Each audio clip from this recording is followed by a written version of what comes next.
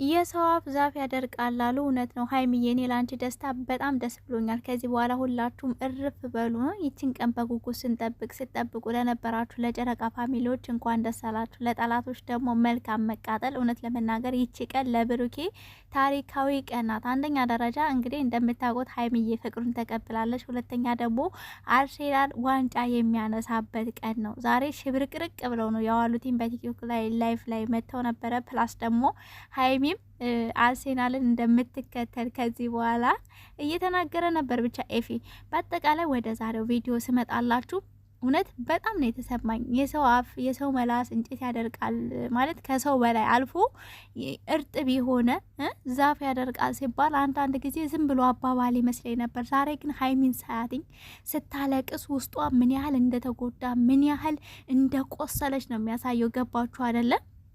እኔ እንደውም ሀይሚ ለምንድን ነው አንድ ቤት እየኖሩ ብዙ አመታት ነው ገባችሁ? 2 አመት ማለት ቀልድ አይደለም። እየወደደችው እንደዚህ የሆነችበት መንገድ ውስጧ የምትፈራው ነገር የደበቀችው ነገር አለ። ያ ነበር ስሜት የተሰማኝ። ገባችሁ አይደል? እዚህ ጋር ሀይሚ አንደኛ ደረጃ በብሩኬ እርግጠኛ መሆን ስለምፈልግ ነው ማለት ቆይ ብዬ 1 ቀን 2 ቀን ያሳለፍኩት በአንተ እርግጠኛ መሆን ስለምፈልግ ነው። ግን ደግሞ በጣም ገባችሁ? ከደስታ በላይ ደስታ። ሀይሚ ብዙ ጊዜ ብሩኬን ታፈቅረዋለች ስንል ስህተት አልነበረም። ገባችሁ? ዛሬ ስትናገር አይታችሁ ከሆነ ይችን ቀን በጉጉት ትጠብቃት ነበረ። በጣም በብዙ ሰዎች ብዙ ነገር ተረግጣ ተሰድባ፣ አንቺ ምንድነሽ ሚስት ነሽ ወይ ምን አገባሽ ብሩክ የፈለገውን ነገር ቢያደርግ ብዙ ነገሮች። እኛም በሶሻል ሚዲያ አንዳንድ ሰዎች ቪዲዮ ሲሰሩ የሆነ ነገር ሲናገሩ የምንሰማው ነው። ለእሷ ግን በውስጥ የሚደርሳት 0 ቁጥር የለውም። ለዛም ነው ዛሬ ከውስጧ የተዳፈነ እሳት ታውቃላችሁ ሲገለጥ እንዴት እንደሚያቃጥል እንደዛ ያክል ነው ስሜቱ። እንባዋ መቆጣጠር ነው ያቃታትኝ።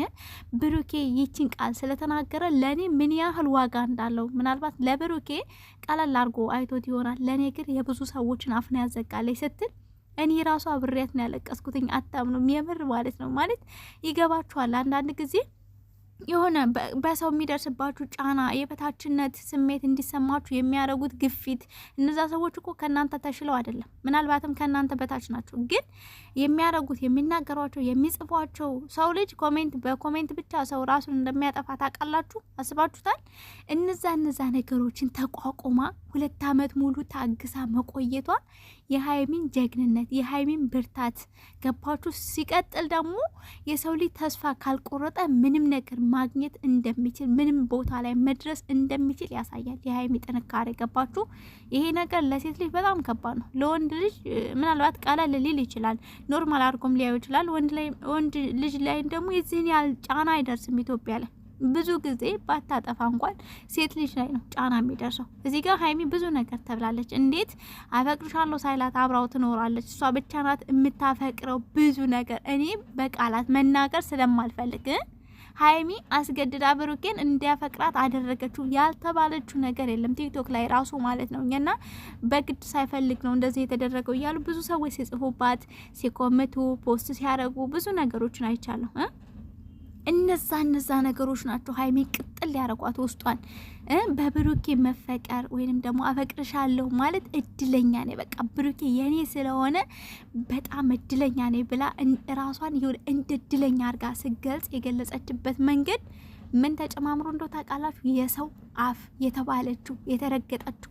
ይህን ስላችሁ ሀይሚ ብቻ አይደለችም፣ ብሩኬም ብዙ ነገር ተብሏል። ግን ለወንድ ልጅ ይቀላል። እንደነገርኳችሁ ሀገራችን ላይ የሚደረጉ የሚባሉ እያንዳንዱ ነገሮች ለወንድ ልጅ ቀለል ይላል። የምር ለሴት ልጅ በጣም ከባድ ነው። ባታጠፉ እንኳን እርግጥ የሆነ እንዴት ነው ድቁስቁስ። እናንተ ጠንካራ ካልሆናችሁ እንደ ሀይሚ ሁሉንም ነገር ረግጣችሁ ካልወጣችሁ እነዛ የሚሰድቧችሁን የሚወረወርባችሁን ቃላቶች ከእግራችሁ በታይ አድርጋችሁ እንዲያውም መቋቋሚያ ካላደረጋችሁ በስተቀር ባንዴ ነው ድቁስ አድርገው የሚጥሏችሁ። የኢትዮጵያ ሕዝብ እንደዚህ ናቸው። ሴት ላይ ይበረታሉ። ገባችሁ አይደልና? ሀይሚዬ እንደዚህ ደስ ስላለሽ ብሩኬ ገብቶቻል። ቤተሰብ እዚህ ጋር ብሩኬ ሶሻል ሚዲያ ላይ ወጥቶ ሀይሚን አፈቅራታለሁ ሲል አፈቅራታለሁ ብቻ አይደለም ያለው፣ እያንዳንድሽ ስራሽን ያዢ። በኢንስታግራም በሆነ ነገር የምጽፉ ሰዎች ከዚህ በኋላ እኔ የሀይሚ ነኝ፣ የሀይሚ ደግሞ የእኔ ፍቅረኛ ሚስት ናት ብሎ ነው የመሰከረው። ይሄ ማለት ከ500,000 ኦር ደግሞ ከዛ በላይ ላሉ ሰዎች ደግሞ ሰብስክራይብ ሳያደርጉ ለሚከታተሉ ሰዎች በይፋ ነው። ገባችሁ? በይፋ ነው የተናገረላት። ያ ሁሉ ይሁን ደስ የሚል ስሜት አለው። ሲቀጥል ከዩቲዩበሮች ፕላስ ደግሞ ከቡታጅራ ዩቲዩበሮች ማን ነው በክብር አሁን ሶሻል ሚዲያ ላይ እንደዚህ ወጥቶ በቃ ማለት ራሱን አስቀድሙ የተናገረላት ሴት ማናት? እስኪ አምጡ ቤተሰብ። የምሬን ነው። ይሄ ሁሉ ነገር ሲጨመር እንዴት ነው ለሀይሚ ደስታ የማይፈጥረው? እና በጣም ደስ ብሏታል። ግን ደግሞ ብሩኬ ሁሉም ነገር በቃ አበቃ እያለ ነበር። አላበቃም፣ ጅምር ነው እኮ። ዛሬ ገና አፈቅርሻለሁ ስላልካት እሷም ደግሞ መልሳ አፈቅርሃለሁ ስላለች ብቻ ማለት ነው እየተፋፈራችሁ ነው። ገባችሁ አይደል? የሚያበቃ ነገር የለም፣ ገና ይቀጥላል። የሚያምር ደስ የሚል ነገር ነው የሚቀጥለው። ገባችሁ? ምናልባትም በቅርብም በውጭም ያሉ ሰዎች ማለት ነው ሀይሚና ብሩኬ በድብቅ ፍቅረኛ ሆነው ሶሻል ሚዲያ ግን ለገንዘብ እንደዚህ ይሰራሉ። ብዙ ነገር ተወርቶባቸዋል። ፕላስ ደግሞ ብሩኬ ሀይሚን ለገንዘብ ነው የሚፈልጋት። ሶሻል ሚዲያ ላይ ተወዳጅ ስለሆነች እየተጠቀመባት ነው። እድሜዋን እየገደለው ነው። የሴት እድሜ ብዙ ነገር ተብለዋል። ገባችሁ አይደለም? ያን ነገር ደግሞ አሸንፋችሁ በእንደዚህ ደረጃ መታችሁ ሳይ ያ ፍቅር ማለት በቃ እኛ የተመኘ ነው። የመጀመሪያ ጊዜ እንድትገናኙ የፈለግንበት ሞሜንት ያቺን ነገር ተገናኝታችሁ እኛ ስንመኘው የነበረው ደረጃ መድረሱ በጣም ደስ ብሎኛል። ይሄ ደግሞ ጅማሬ ነው እንጂ ምንም የሚያበቃ የሚያርቅም ነገር የለም። በነገራችን ላይ ብሩኬ ማወቅ ያለብህ ገና ብዙ ስቴፖች፣ ብዙ ሂደቶች ይጠብቋቸዋል እና እየተናገረ ነበር ፍቅር እንዴት ደስ እንደሚል እያለ ነበር። አዎ ሪል ፍቅር ከሆነ እውነተኛ የምትፈቃቀሩ ሰዎች ከተገናኛችሁ በጣም ደስ የሚል የሆነ በዚህ ዓለም ላይ ብር የምትሏቸው ቁስ የምትሏቸው እንደገና ደግሞ ይሄ መልኩ ቁመናው ምናምን የምትሏቸው ነገሮች ሁሉ ነቲንግ ምንም ነገር ነው። ገባችኋል?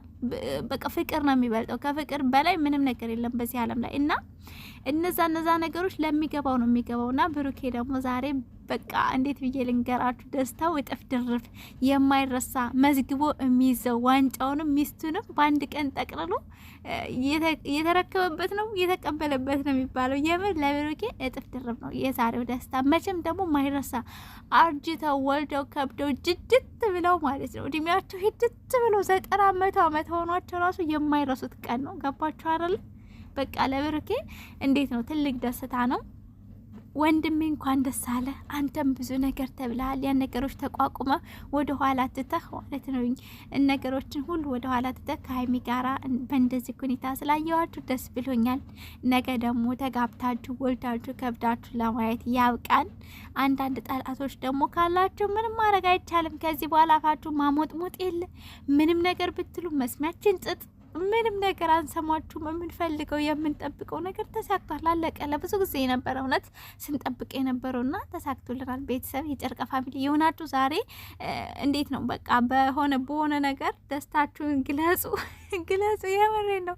ብቻ ፏፈሽ በሉ፣ ብትንትን በሉ ማለት ተደሰቱ ለማለት ፈልጌ ነውና እንግዲህ ብሩኬም ከጭንቀት ተገላግሏል። ሀይሚዬም ደግሞ ስታወርድ ያው ሌሊት 6 ሰዓት ነው የተነገረው። ቤተሰብ ከሌሊቱ 6 ሰዓት እንደዛ አይነት ፍቅር ታይቶ ተሰምቶ ማይታወቅ ማይገርማችሁም? ከሌሊቱ 6 ሰዓት ማን ነው አሁን ፍቅርን ተቀብያለሁ ብሎ የሚገልጸው?